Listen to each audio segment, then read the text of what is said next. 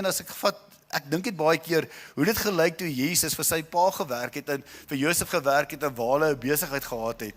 Praat die manier hoe ons hierdie goed doen, hoe ons besigheid doen, van 'n kwaliteit, diens en produk. Of is dit iets wat ons nou maar net doen, want dit gaan oor die geld wat ek wil inkry? Of kan ek ook Christus verteenwoordig in die kwaliteit wat ons neersit?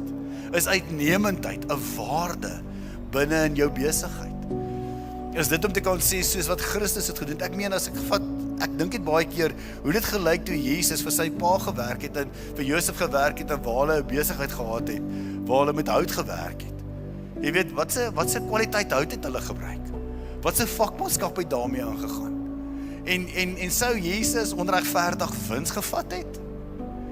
Sou hy hierdie wankelrige tafels goeders verkoop het en probeer wegkom het met die minste? Of sou hy gesê het, ek gee wat ek doen ek op so 'n manier, want ek verteenwoordig God die Vader binne in hierdie besigheid?